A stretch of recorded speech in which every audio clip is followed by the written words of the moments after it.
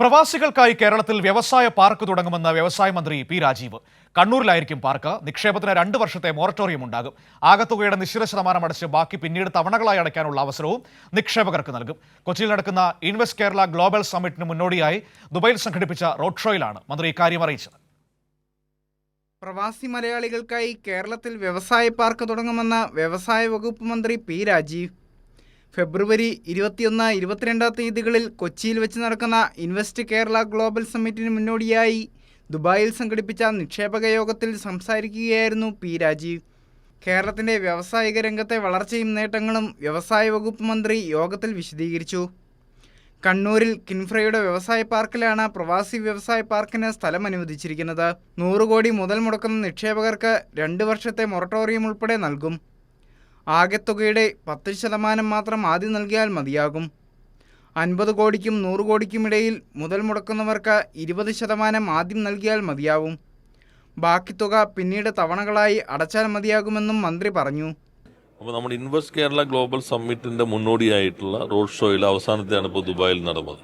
അപ്പോൾ അതിൻ്റെ ഭാഗമായി തന്നെ നമ്മളൊരു NRIക്കാർക്ക് പ്രത്യേകമായൊരു ഇൻഡസ്ട്രിയൽ പാർക്ക്, ഇപ്പോൾ നമ്മൾ എക്സ്ക്ലൂസീവായിട്ട് ഓരോ മേഖല തിരിച്ച് ഇൻഡസ്ട്രിയൽ പാർക്ക് ഉണ്ട്. ഇപ്പോൾ ലൈഫ് സയൻസ് പാർക്ക് ഉണ്ട്, ഇലക്ട്രോണിക്സ് പാർക്ക് ഉണ്ട്, ഡിഫൻസ് ഉണ്ട്, സ്പൈസ് പാർക്ക് ഉണ്ട്, ഇങ്ങനെ സ്പേസിൻ്റെ പാർക്ക് ഉണ്ട്.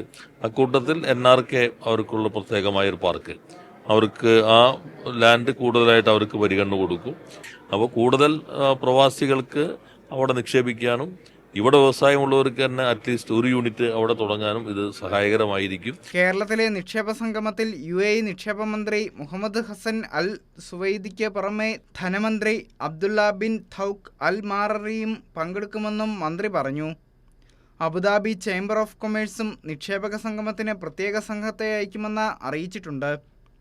UAEയിലെ ഇന്ത്യൻ സ്ഥാനപതി Sanjay Sudhir, PV Abdul Wahab MP, Lulu group chairman MA Yusuff Ali, Siddharth Balachandran, doctor Azad Moopen, വ്യവസായ വകുപ്പ് principal secretary APM Muhammad Hanish, KSIDC MD S Harikishore, officer on special duty Anie Jula Thomas, P Vishnuraj തുടങ്ങിയവരും പരിപാടികളിൽ പങ്കെടുത്തു.